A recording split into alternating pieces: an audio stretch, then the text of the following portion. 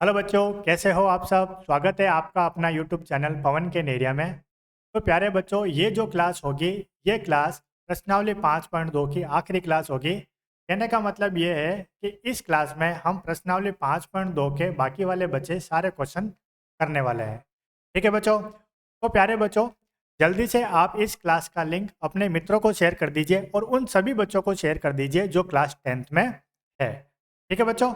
और अगर अभी तक आपने हमारे चैनल को सब्सक्राइब नहीं किया है तो प्लीज़ जल्दी से चैनल को सब्सक्राइब कर लीजिए और बेल आइकन पर भी क्लिक कर लीजिए। तो हम शुरू करते हैं प्रश्नावली 5.2 का क्वेश्चन नंबर 13। ठीक है बच्चों। क्वेश्चन 13 में हमें दे रखा है, 3 अंकों वाली कितनी संख्याएं 7 से विभाज्य है। बच्चों, इस क्वेश्चन में हमको ये बताना है कि 3 अंकों की कितनी संख्याएं हैं जिसमें 7 का भाग पूरा पूरा जाता है, मतलब वो संख्याएं 7 से विभाजित हो सकती है। ठीक है बच्चों। चलो इस क्वेश्चन को हम शुरू करते हैं। बहुत अच्छा क्वेश्चन है, ये अच्छे से समझना है आपको। तो हमें इसमें दे रखा है 3 अंकों वाली संख्या। तो सबसे पहले बच्चों हमको ये पता लगाना है कि 3 अंकों वाली संख्या कौन कौन सी होती है। ठीक है। तो हम क्या करेंगे, हमको पता है 3 अंकों वाली संख्याएं, 3 अंकों वाली संख्याएं हम यहाँ पे लिखेंगे 3 अंकों वाली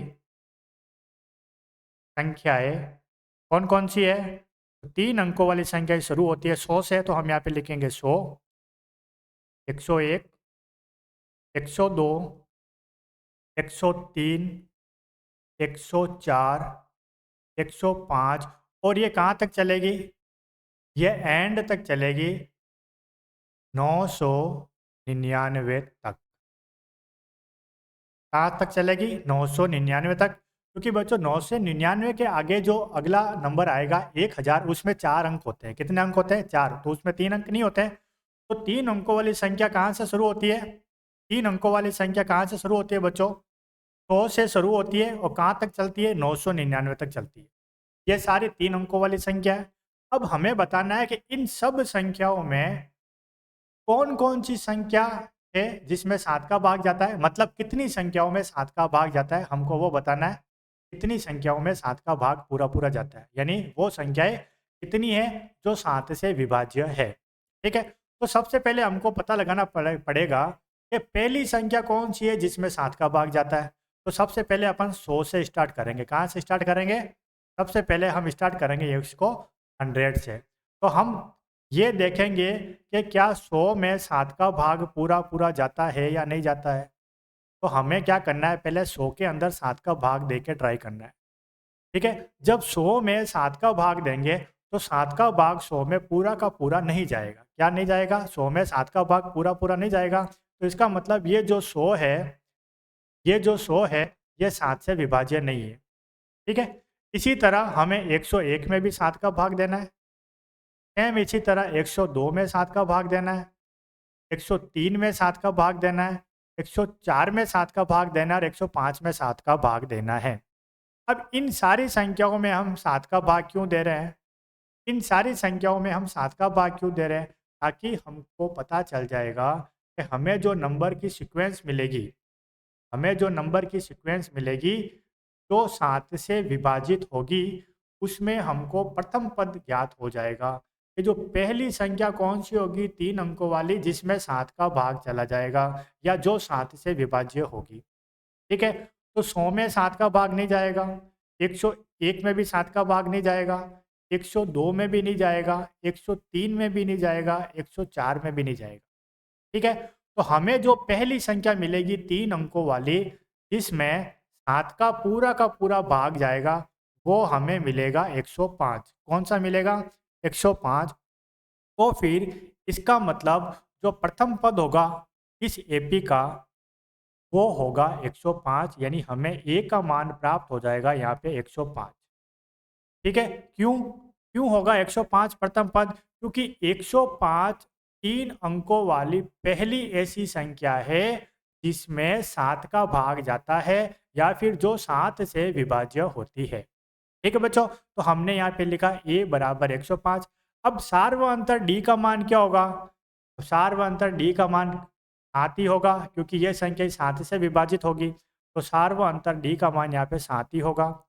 अब हमें इसमें बताना है n। अब n का मान तो हमको ज्ञात करना है, इसमें पूछा कितनी संख्या, है ना। तो संख्या का मतलब यहाँ पे पद से हो गया, और पद से पहले वाली वैल्यू यानी इसमें n का मान हमें ज्ञात करना है। तो n हमारे पास यहाँ पे नहीं होगा, तो अगर n नहीं होगा तो an हमारे पास जरूर होगा। अब an कैसे निकालेंगे, तो an निकालने का तरीका, सबसे पहले हमने ये देखना है कि वो लास्ट संख्या कौन सी है 3 अंकों वाली जिसमें 7 का भाग जाएगा।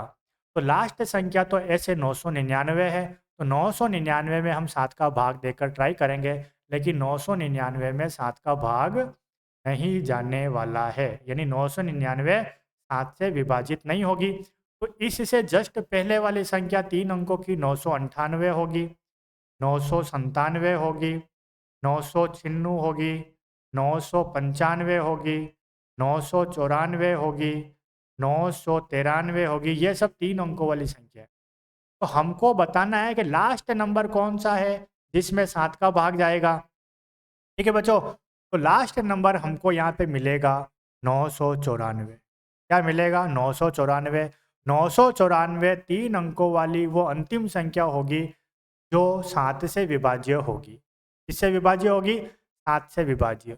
ठीक है बच्चों, डायरेक्ट कैसे निकालेंगे? देखिए 3 अंकों वाली संख्या 100 से शुरू हो रही है, 100 से शुरू हो रही है, और 100 के बाद में कौन से नंबर में 7 का भाग जा रहा है? 105 में जा रहा है ना। तो 105 में पहली संख्या ऐसी है जो 7 से विभाजित हो रही है, तो इससे आगे कितने नंबर है? कितने नंबर है? 1 2 3 4 5, यानी 5 नंबर आ रहे हैं। तो हम क्या करेंगे? 999 में से 5 को लेस कर देंगे तो हमारे पास आएगा 994। इसका मतलब अंतिम संख्या 994 होगी जिसमें 7 का भाग जाएगा। तो an हो गया हमारे पास 994। ठीक है बच्चों, अब हमारे पास an आ गया, a आ गया, d आ गया, n का मान हमें ज्ञात करना है। तो हम क्या करेंगे? इजीली फॉर्मूला पुट करेंगे। an बराबर a प्लस n माइनस 1 गुणा d। an का मान हमारे पास है 994, a का मान हमारे पास आ गया 105, प्लस n का मान हमें ज्ञात करना है, और d का मान हमारे पास है 7। हम क्या करेंगे? सबसे पहले 105 जो बराबर के राइट साइड में है, इसको लेफ्ट साइड में लेके चलेंगे तो इसका साइन बदल जाएगा, तो ये माइनस का हो जाएगा। 105 बराबर ये हो गया n माइनस 1, और ये गुणा आ गया 7। 994 में से 105 को घटाना है, 994 में से 105 को घटाना है। तो जब 994 में से 105 को घटाएंगे तो हमारे पास आएगा 889 बराबर n माइनस 1 गुणा 7। ठीक है, अब जो 7 गुणे में वो चला जाएगा 889 के बट्टे में, तो ये आ गया बट्टा 7। 889 बट्टा 7 बराबर n माइनस 1। अब 7 का भाग दे देंगे हम 889 में। जब 7 का भाग हम 889 में देंगे तो 7 का भाग 889 में जाएगा, 7 एकम 7, एक रिमेनिंग बचेगा तो ये 18 हो जाएगा। 7 दूना 14, 4 रिमेनिंग रहेंगे तो ये 49 हो जाएगा, और 7 सत्ते 49 बराबर n माइनस 1। हमें n का मान ज्ञात करना है, तो माइनस का 1 है वो राइट साइड में, इसको बराबर के लेफ्ट साइड में लेके जाएंगे, ये हो जाएगा 127, 1 हो जाएगा प्लस में बराबर n। तो इस तरह से बच्चों हमें n का मान प्राप्त हो जाएगा 128। ठीक है बच्चों, यानी यहाँ पे n का मान 128 आ गया है। इसका मतलब हमें प्रश्न में क्या पूछा कि 3 अंकों वाली कितनी संख्याएं है? 3 अंकों वाली कितनी संख्याएं है? हमें क्या पूछा गया? 3 अंकों वाली कितनी संख्याएं है जो 7 से विभाज्य है? तो हमारे पास आ गया 3 अंकों वाली कितनी संख्या होगी? 128 संख्या होगी। 3 अंकों वाली कितनी संख्या होगी? 128 संख्या होगी टोटल, जो 7 से विभाजित होगी या जो 7 से विभाज्य होगी। ठीक है बच्चों, तो इस क्वेश्चन का आंसर हो गया n बराबर 128। ठीक है, चलो अब चलते हैं प्रश्नावली 5.2 का क्वेश्चन नंबर 14। और क्वेश्चन नंबर 14 में हमें क्या दे रखा है? हमें दे रखा है हमें 4 के गुणज ज्ञात करने हैं। 4 के कितने गुणज है, यानी गुणज की संख्या पूछी है, यानी हमको यहाँ पे n ज्ञात करना है। हमें क्या ज्ञात करना है? n ज्ञात करना है। जैसे पीछे वाला क्वेश्चन में क्या था हमने, हमें इसमें भी n का ही मान ज्ञात करना है। किसका मान ज्ञात करना है? n का मान ज्ञात करना है। ठीक है, गुणज से जस्ट पहले नंबर पूछा है यानी n ज्ञात करना है। अब किसके गुणज, जो 4 के गुणज पूछ रहा है, अब वो गुणज किसके बीच में होना चाहिए, वो गुणज 10 और 250 के बीच के होने चाहिए। मतलब वो गुणज ना तो 10 से छोटा होना चाहिए और ना ही 250 से बड़ा होना चाहिए, वो गुणज 10 और 250 के बीच में होने चाहिए। ठीक है बच्चों, तो सबसे पहले अपन पता करेंगे कि पहला गुणज कौन सा है जो 10 और 250 के बीच में आता है। ठीक है, तो 4 के गुणज की बात हो रही है, तो हमको पता है अगर 10 से स्टार्ट करेंगे, नंबर लिखना 10, 11, 12, 13, डॉट डॉट डॉट और 250 तक लिखेंगे तो ये संख्या कहाँ तक चलेगी, 243, 248, 249 और 250, यहाँ तक संख्या चलेगी। हमें इन संख्याओं में क्या पता लगाना है, कौन कौन सी संख्या है जो 4 के गुणज है। ठीक है, तो 4 के गुणज है तो अपन यहाँ पे पता करेंगे सबसे पहले प्रथम पद, यानी पहला पद ए क्या होगा जो 4 का गुणज है। ठीक है, अब प्रथम पद क्या होगा 4 का गुणज में। ठीक है, तो प्रथम पद अपन कैसे निकालेंगे, तो देखिए अपन सबसे पहले प्रथम पद निकालेंगे कि 4 के गुणज का प्रथम पद कौन सा होगा, ए कौन सा होगा। तो 10 से छोटा कोई नंबर तो होगा नहीं, तो होगा तो 10। अब देखो 10 क्या 4 का गुणज है, क्या 10 4 के पहाड़े में आता है, नहीं आता है। ठीक है, तो 10 4 का गुणज नहीं है। इसी तरह 11, 11 4 का गुणज है, देखिए 11 4 का गुणज है, 11 भी नहीं है, 10 भी नहीं है, ना तो 10 11 4 के पहाड़े में आता है, ना 11 4 के पहाड़े में आता है। ठीक है, अब देखिए 12, 12 4 का गुणज है, बिल्कुल है, 12 4 का गुणज है 12 4 के पहाड़े में आता है, या फिर ऐसे कह सकते हैं 12 में 4 का भाग भी जाता है। ठीक है, तो इसका मतलब पहली जो संख्या हुई वो 12 हुई जो 4 का गुणज है, तो प्रथम पद यहाँ पे हो गया हमारे पास 12। अब हमें सार व अंतर निकालना है, डी का मान निकालना है, हमें क्या निकालना है, सार व अंतर निकालना है। अब सार व अंतर निकालना है तो किसके गुणज की बात हो रही है, 4 के गुणज की बात हो रही है, तो सार व अंतर यहाँ पे 4 ही होगा। क्या होगा, 4 ही होगा। ठीक है, अब हमें n तो ज्ञात करना है कि कितने गुणज है, गुणज की संख्या उसने पूछी है, यानी n हमको ज्ञात करना है, n हमारे पास नहीं है। ठीक है, तो इसका मतलब ऑब्वियसली हमको ए एन का मान दे रखा होगा। अब ए एन क्या होगा, ए एन होगा इस सीक्वेंस में जो आखिरी पद जिसमें 4 का भाग जाएगा, या आखिरी पद जो 4 का गुणज है। तो 4 का गुणज अपना आखिरी में देखेंगे कि 250, 250, 250 4 का गुणज नहीं है क्योंकि 250 में 4 का भाग नहीं जाता। फिर 249, 249 में भी 4 का भाग नहीं जाता, तो ये भी इसका गुणज नहीं है। फिर देखेंगे 248, हाँ 248 में 4 का भाग जाता है, इसका मतलब 248 है वो 4 का गुणज हुआ। तो ये आखिरी पद है जिसमें 4 का भाग जा रहा है, तो ये हो जाएगा ए एन। ठीक है, तो इसका मतलब ए एन हो गया हमारे पास 248। अब हमें बताना है इसमें n का मान। ठीक है, कि कितने गुणज है, n हमको ज्ञात करना है। हमारे पास a का मान आ गया, b का मान आ गया, a n आ गया, हम n फाइंड करेंगे। तो यहाँ पे फॉर्मूला अपन को लगाना है a n बराबर a प्लस n माइनस 1 गुणा d। ठीक है बच्चों, चलो a n का मान हमारे पास आ गया 248 बराबर a का मान है 12 प्लस n का मान हमें फाइंड करना है और d का मान है हो गया 4। हम क्या करेंगे, पहले 12 को लेफ्ट साइड में लेके जाएंगे, तो ये हो गया 248, 12 हो जाएगा माइनस में, ये हो गया n माइनस 1 4 गुने में। जब 248 में से 12 को घटाएंगे तो हमारे पास आ जाएगा 236, और जो 4 गुणे में है ये आ जाएगा बट्टे में, 236 बट्टा 4 बराबर हो जाएगा n माइनस 1। ठीक है बच्चों, अब क्या करना है, 236 में हमें 4 का देना है भाग। जब 4 का भाग देंगे 236 में तो ये जाएगा 4 पंजे 20, 3 रिमेनिंग रहेगा, 36 हो जाएगा। और जब 4 का भाग 36 में देंगे तो ये हो जाएगा 4 नम 36, 59 बराबर n माइनस 1। माइनस का एक जब बराबर के लेफ्ट साइड में लेके जाएंगे तो ये हो जाएगा 59 प्लस 1 बराबर n। इस तरह से बच्चों हमारे पास n का मान आ जाता है 59 और 1 60। ठीक है, तो बच्चों हमें इस प्रश्न में पूछा कि 10 से लेके 250 के बीच में 4 के कितने गुणज है। तो बच्चों 10 से लेके 250 के बीच में जो 4 के गुणज होंगे उनकी संख्या होगी 60, यानी 10 से लेके 250 के बीच में जो 4 के गुणज होंगे वो कितने होंगे, वो 60 गुणज होंगे। ठीक है बच्चों, तो ये था क्वेश्चन नंबर 4 का आंसर 10 से लेके 250 के बीच में 4 के गुणज कितने होंगे? तो 4 के गुणज होंगे 60। ठीक है बच्चों, ओके। अब हम चलते हैं प्रश्नावली 5.2 का क्वेश्चन नंबर 15 की तरफ। क्वेश्चन नंबर 15 भी एकदम आसान है बच्चों। देखिए क्वेश्चन नंबर 15 क्या पूछ रहा है हमसे। क्वेश्चन नंबर 15 में हमने पूछा n के किस मान के लिए, साफ साफ यहाँ पे पूछा जा रहा है n के किस, मतलब हमको n का मान ज्ञात करना है। ठीक है, अब n का मान ज्ञात करने के लिए हमें दो समांतर श्रेणी दे रखी है। कितनी? दो। एक समांतर श्रेणी दे रखी है 63, 65 और 67।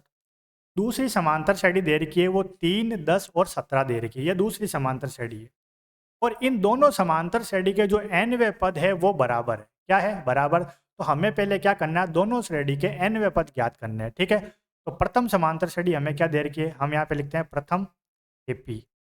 जो प्रथम एपी हमको दे रखी है वो दे रखा है 63, 65, 67। ये प्रथम एपी है। तो इसके अंदर ए का मान क्या हो गया? 63।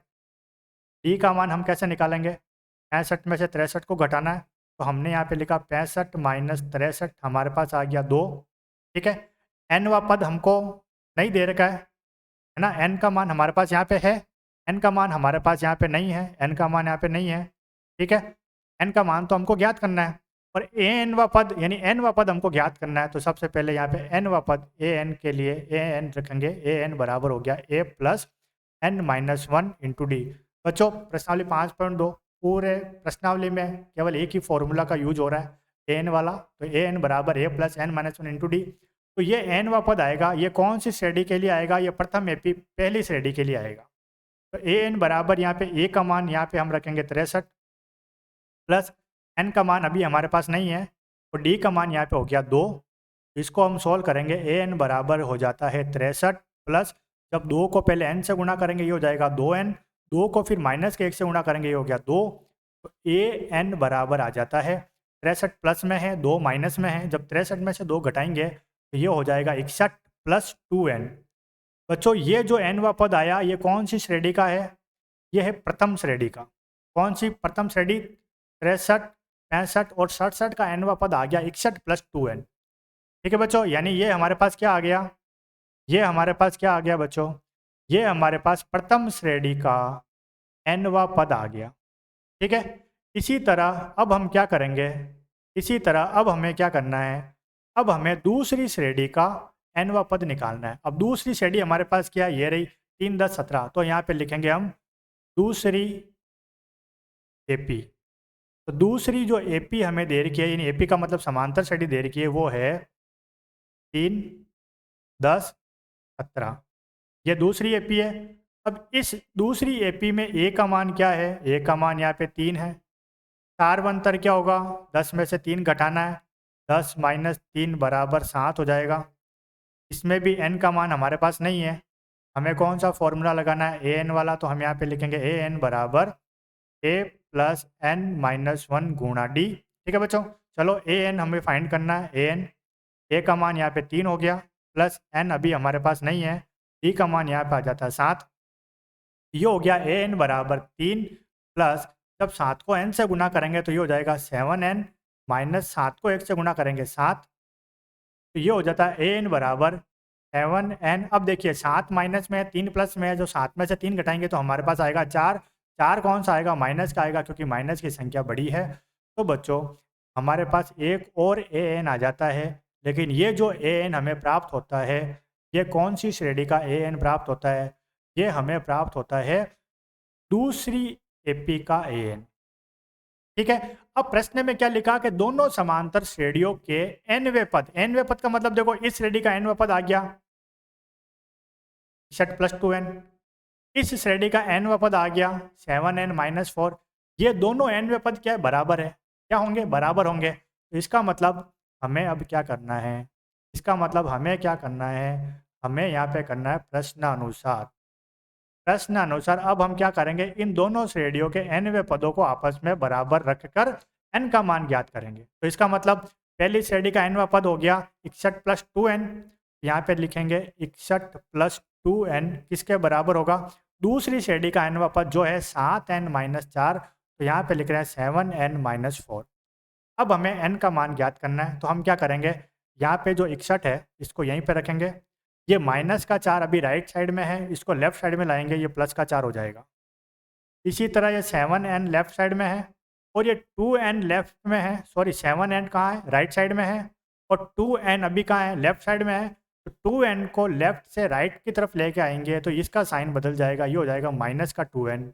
ठीक है बच्चों, तो ये हो जाता है 61 और 4 को ऐड करेंगे तो ये हो जाएगा 65। इधर 7n में से 2n को घटाएंगे तो ये हो जाएगा 5n। हमको सिर्फ n का मान ज्ञात करना है, तो n के साथ जो 5 गुणे में है ये चला जाएगा 65 के बट्टे में, तो 65/5 बराबर हो जाता है n। तो बच्चों जब 5 का भाग देंगे 65 में तो n का मान हमारे पास आ जाता है 13। n का मान हमारे पास क्या आ जाता है, 13। तो प्यारे बच्चों, इस प्रश्न में हमको पूछा n के किस मान के लिए दोनों श्रेणियों का nवां पद बराबर होगा। तो इसका मतलब n का कौन सा मान, 13। अगर n का मान हम 13 लेते हैं यानी 13वां पद है ना, यानी n का मान अगर 13 होता है दोनों श्रेणी में, तो दोनों श्रेणी में अगर n का मान 13 रखेंगे तो इनके nवें पद आपस में क्या मिलेंगे, हमको बराबर मिलेंगे। ठीक है बच्चों, तो प्रश्न नंबर 15 में n का मान पूछा था, तो इसमें जो n का मान आएगा वो होगा 13। ठीक है बच्चों, तो ये था हमारा क्वेश्चन नंबर 15 प्रश्नावली 5.2 का। अब हम चलेंगे प्रश्न 16 की तरफ। प्रश्न 16 में हमें एपी ज्ञात करना है, हमें एक समांतर श्रेणी ज्ञात करनी है। अब इस समांतर श्रेणी में हमें दे रखा है तीसरा पद 16। क्या दे रखा है, तीसरा पद 16 दे रखा है। इसका मतलब आप समझ गए होंगे, पद से पहले ये जो 3 है ये n है, पद के बाद में जो ये 16 है वो an है। ठीक है बच्चों, चलो एक पॉइंट तो ये दे रखा है। दूसरा पॉइंट क्या दे रखा है, दूसरा पॉइंट दे रखा है कि जो सातवां पद है, जो सातवां पद है वो क्या है, वो पांचवें पद से 12 अधिक है। ठीक है, तो बच्चों सबसे पहले अपन इस पॉइंट को लेके चलेंगे, सबसे पहले इस पॉइंट को लेके चलेंगे। ठीक है, पहले अपन को कौन सा पॉइंट लेके चलना है, पहला पॉइंट, पहले हम क्या करेंगे, दूसरे वाले पॉइंट को हल करेंगे। कौन सा दूसरा वाला पॉइंट, ये वाला। पहले इस पॉइंट को अपन हल करेंगे। ठीक है, चलो हम शुरू करते हैं। तो हमें दे रखा है सबसे पहले सातवां पद पांचवें पद से 12 अधिक है। ठीक है, तो यहाँ पे लिखेंगे चूंकि सातवां पद, सातवां पद कौन से पद से, पांचवें पद से कितना अधिक है, 12 अधिक है। ठीक है, तो इस पॉइंट से क्या होगा, सातवां पद, तो सातवें पद को हम लिख सकते हैं A7।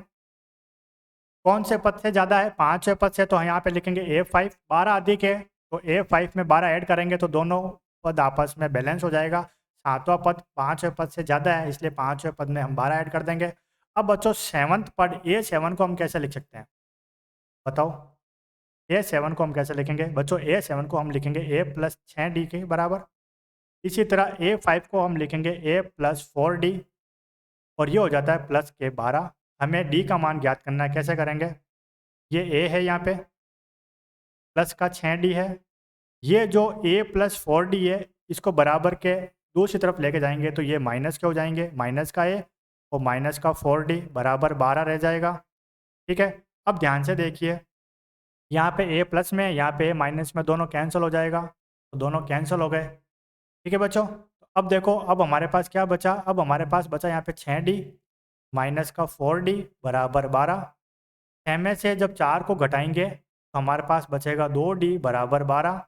हमें D का मान ज्ञात करना है, तो ये D बराबर हो जाएगा 12 और जो 2D के साथ गुणे में है वो 2 आ जाएगा बट्टे में, तो D का मान आ जाता है, जब 12 में 2 का भाग देंगे तो D का मान आ जाता है हमारे पास 6, यानी सारवंतर हमारे पास आ गया 6। अब सारवंतर 6 आ गया तो अब हम इसमें दूसरा पॉइंट यूज में लेंगे कि तीसरा पद कितना दे रखा है, 16। तो चूंकि हमें प्रश्न में दे रखा है, क्या दे रखा है, तीसरा पद 16 है, इसका मतलब n बराबर 3 होगा और an बराबर होगा 16।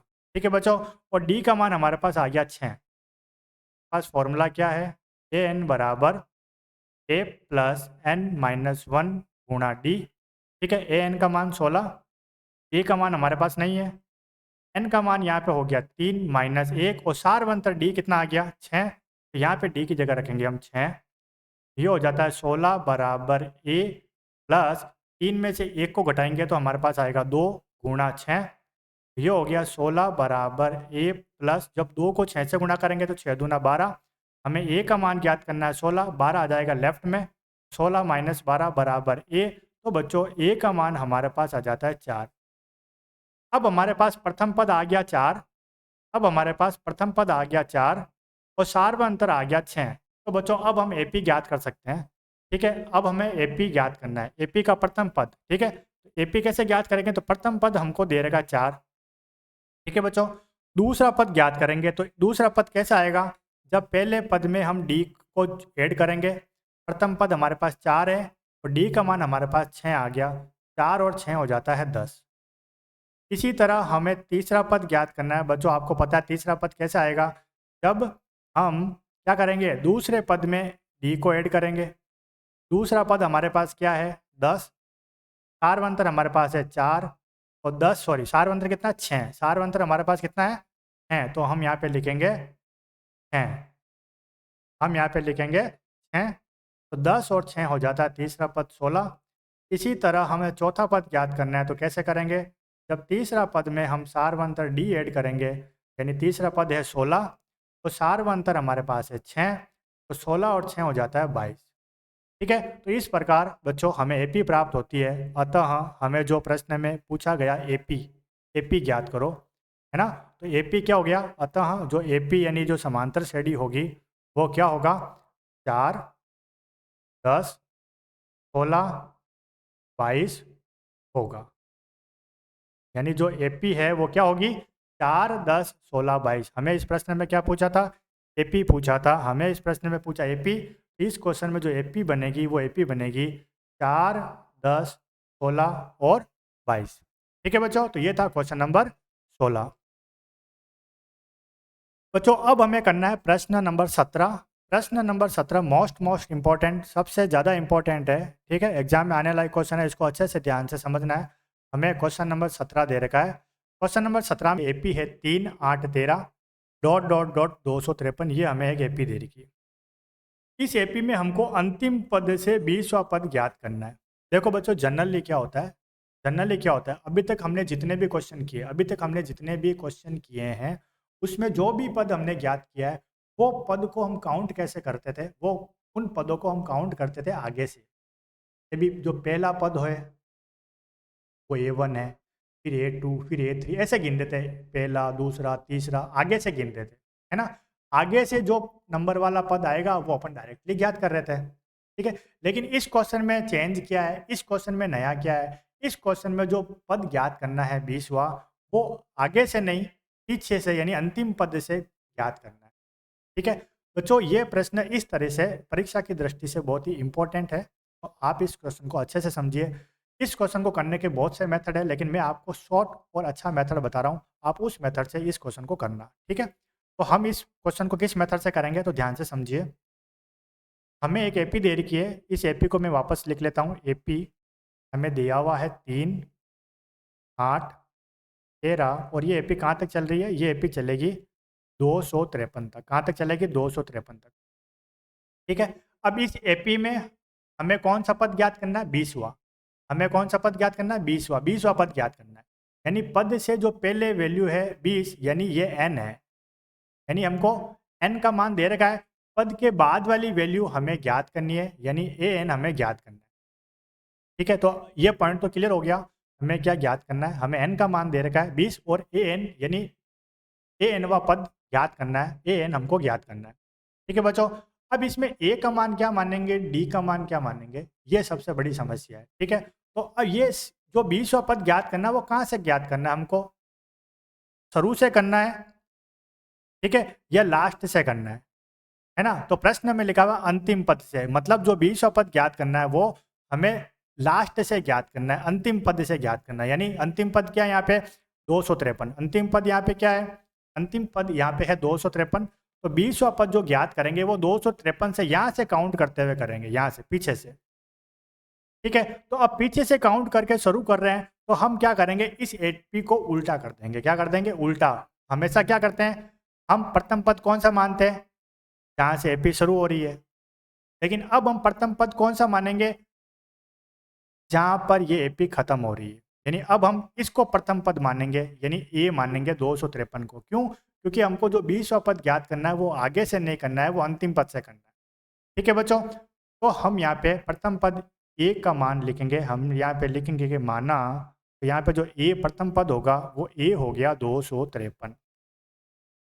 ठीक है बच्चों, यहाँ पे ए का मान हम मान लेते हैं 253। ठीक है, अब 253 ए का मान हो गया, तो अब हमको यहाँ पे निकालना है सार्वंतर। सार्वंतर कैसे निकालेंगे बच्चों? सार्वंतर जनरली हम क्या करते हैं, जनरली हम सार्वंतर कैसे निकालते हैं?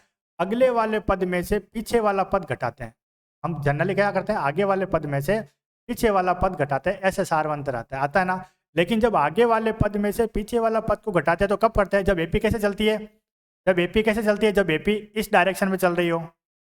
लेकिन हमारी ये एपी किस डायरेक्शन में चल रही है? अंतिम पद से उल्टी डायरेक्शन में चल रही है। तो अब हम सार्वंतर कैसे निकालेंगे? अब 8 में से 3 न घटा के हम उल्टा करेंगे। कैसे घटाना है? 3 में से 8 को घटाना है, इस तरह से घटाना है। अब हम सार्वंतर कैसे निकालेंगे? 3 माइनस करके 8 करेंगे।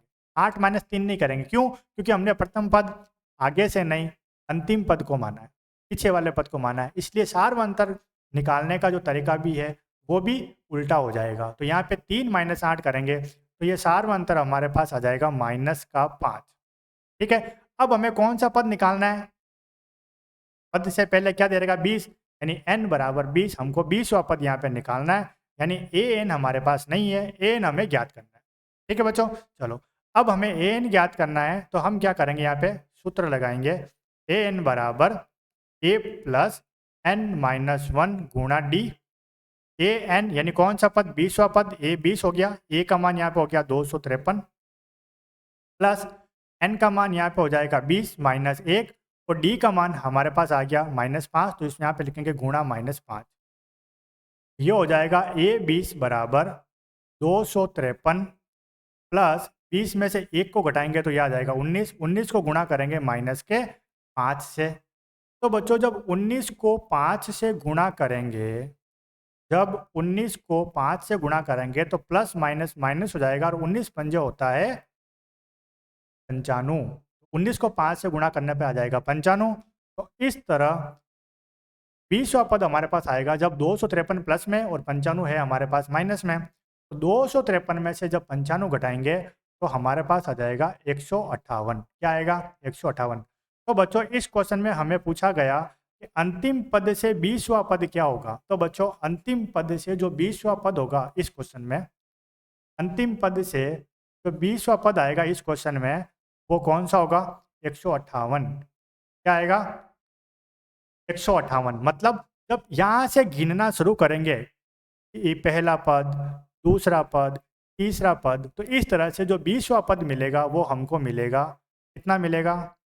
वो हमको मिलेगा 158। तो इस क्वेश्चन का आंसर हो जाएगा 158। ठीक है बच्चों, चलो तो बच्चों अब है हमारे पास क्वेश्चन नंबर 18। ठीक है, तो क्वेश्चन नंबर 18 क्या है? ध्यान से समझिए, ये बहुत इजी क्वेश्चन है। हमें दे रखा है किसी एपी का चौथे और 8वें पदों का योग। बच्चों एकदम आसान क्वेश्चन है, बहुत अच्छी तरह से समझना।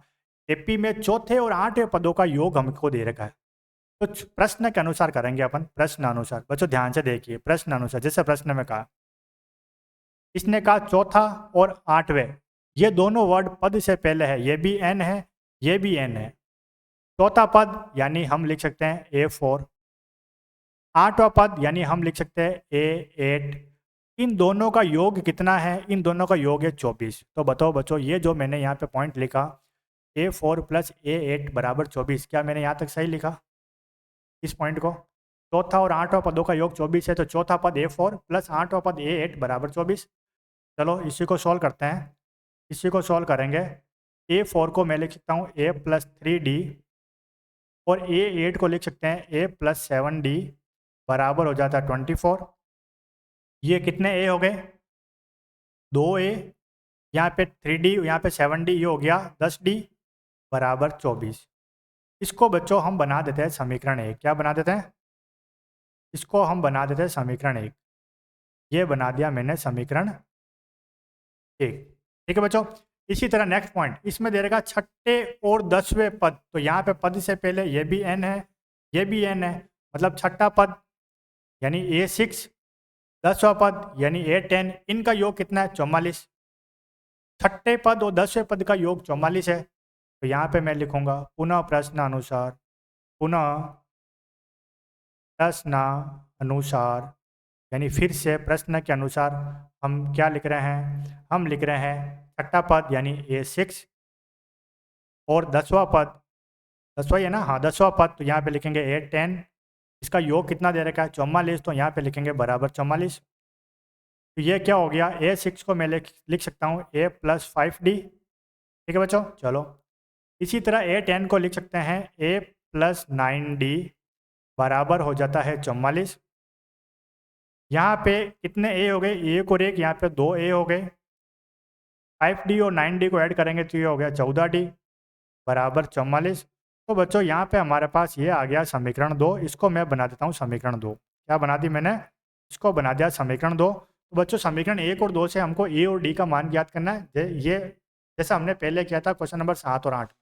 ठीक है, चलो अब यहाँ पे मैं क्या लिख रहा हूँ, ध्यान से देखिए। हमें समीकरण 1 और 2 से, मैं यहाँ पे लिख रहा हूँ समीकरण 1 व 2 से, इन दोनों समीकरण को हम पास पास में लिखेंगे। समीकरण 1 हमारे पास है 2A + 10D बराबर 24। इसी तरह दूसरा समीकरण हो गया 2A + 14D बराबर 44। हमें क्या करना है, आप सबको पता है बच्चों, हमें इन समीकरणों को घटाना है। तो यहाँ पे घटाने का साइन लगाएंगे और नीचे वाले समीकरण के चिन्ह बदल जाएंगे। तो ये माइनस का हो गया, ये भी माइनस का हो गया और ये भी माइनस का हो गया। ठीक है, सारे चिन्ह बदल गए। अब देखिए ये जो 2A है, ये जो 2A है प्लस में, ये माइनस में, ये पूरा कैंसिल हो गया। इधर देखो 10D प्लस में, 14D माइनस में, 14 में से 10 जाएगा तो बचेगा 4D माइनस में, क्योंकि माइनस की वैल्यू बड़ी है। और यहाँ पे 44 और 24 अलग अलग चिन्ह है तो घटेगा, 44 में से 24 जाएगा तो पीछे बचेगा 20, बड़ी वैल्यू माइनस की तो माइनस का 20। तो हमें डी का मान ज्ञात करना है। तो माइनस के 20 यहाँ पे है, माइनस का 4 बट्टे में आ जाएगा, माइनस से माइनस कैंसिल हो जाएगा और इस तरह से डी का मान जब 4 का भाग देंगे 20 में तो डी का मान आ जाएगा 5। निसार में अंतर हमारे पास आ गया 5। अब हमें प्रथम पद ज्ञात करना है। तो हम क्या करेंगे, डी का मान या तो समीकरण 1 में रखेंगे या समीकरण 2 में रखेंगे, लेकिन हम क्या करेंगे, डी का मान रखेंगे समीकरण 1 में। तो यहाँ पे लिखा डी का मान समीकरण 1 में रखने पर,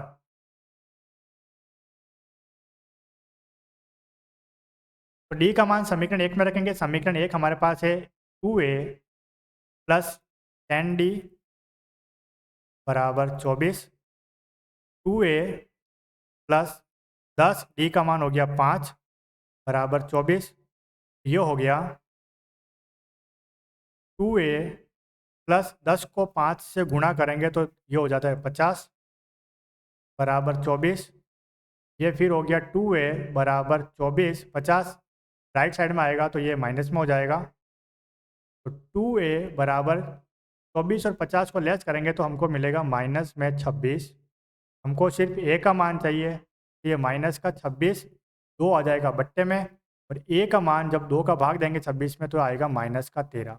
यानी प्रथम पद हमारे पास आ गया माइनस का 13 और सार्व अंतर हमारे पास आ गया 5। ठीक है बच्चों, यानी हमारे पास प्रथम पद आ जाता है माइनस के 13,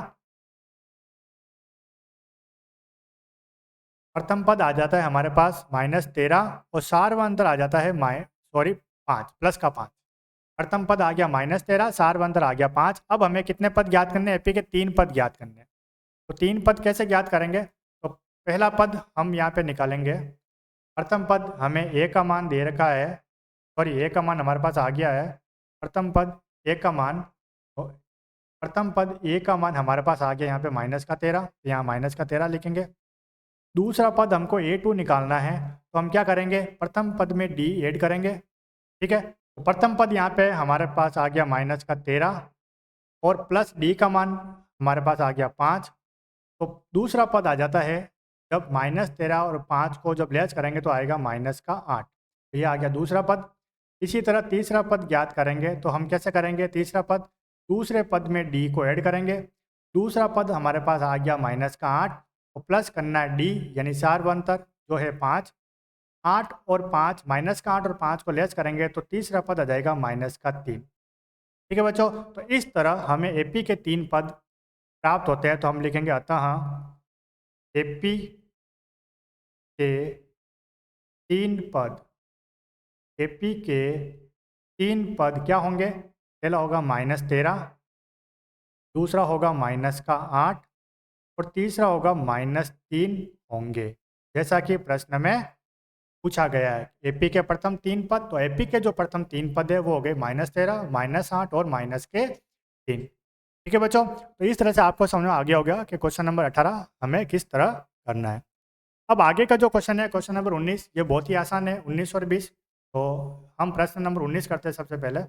19 में दे रखा है सुब्बा राव ने 1995 में 5,000 रुपये की मासिक वेतन पर कार्य प्रारंभ किया, यानी शुरुआत की तब उनका वेतन था 5,000। इसका मतलब हमको प्रथम पद ए बराबर दे रखा है 5,000 रुपये। ठीक है, अब प्रत्येक वर्ष वेतन में कितनी वृद्धि हो रही है? हर वर्ष 200 रुपये बढ़ रहे हैं, तो ये सार्वंतर हो गया डी बराबर 200 रुपये। अब इसमें पूछा किस वर्ष, यानी वर्ष से पहले वैल्यू पूछा है, यानी हमको एन ज्ञात करना है।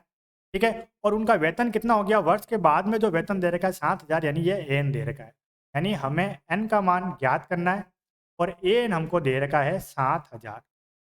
ठीक है, यानी 5,000 से उन्होंने सैलरी पर काम करना शुरू किया और कुछ वर्षों बाद उनका वेतन 5,000 से 7,000 हो जाता है। तो प्रश्न ये पूछा जा रहा है कि 5,000 से 7,000 तक वेतन पहुंचने में कितने वर्ष लगे, यानी हमको वर्षों की संख्या ज्ञात करनी है। ठीक है, तो अपन करेंगे कैसे? ए एन फॉर्मूला लगाना है, ए एन बराबर ए प्लस एन माइनस 1 गुणा डी।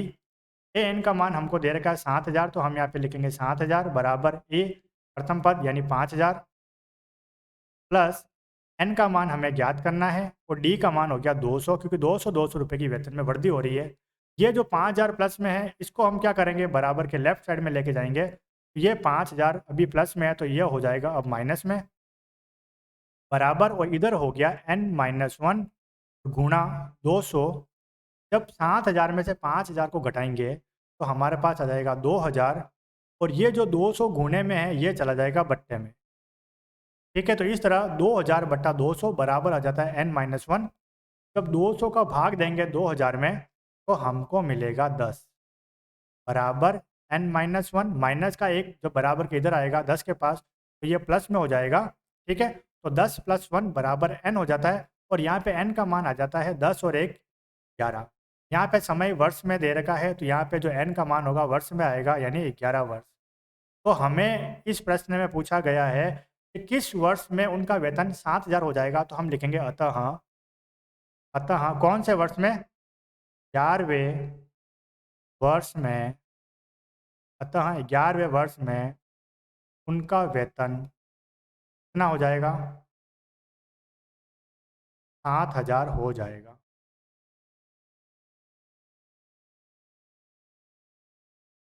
ठीक है बच्चों, तो इस क्वेश्चन में जो आंसर होगा वो कितना आ गया हमारे पास?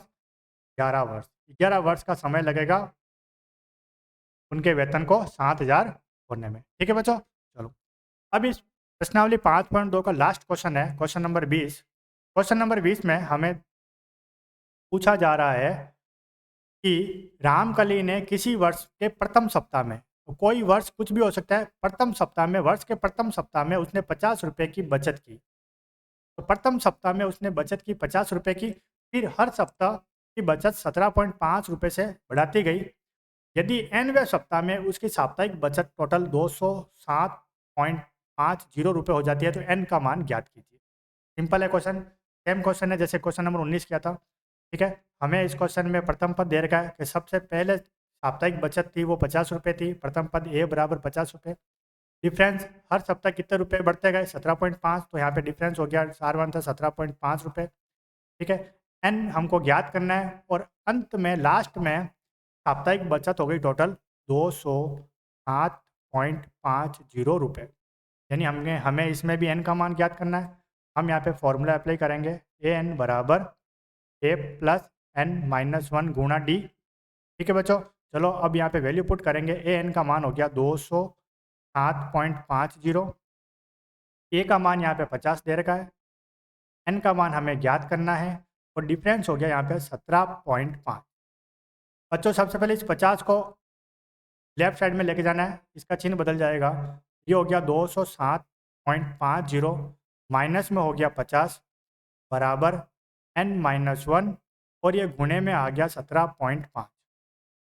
207.50 में से 50 हमको घटाना है, तो 207.50 में से 50 घटाएंगे तो हमारे पास आ जाएगा, कितना आ जाएगा 157.50।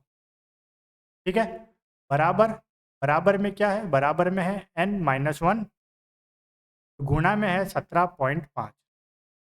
अब हम क्या करेंगे, अब जो 17.5 जो गुणे में है, 17.5 जो गुणे में है ये चला जाएगा 157.50 के बट्टे में। ठीक है, क्योंकि ये गुणे में है तो इसको हम लेके जाएंगे 157.50 के बट्टे में, तो हम यहाँ पे लिखेंगे 157.50 और जो गुणे में जो 17.5 है ये आ जाएगा 17.5 इसके बट्टे में और बराबर हो जाएगा n-1।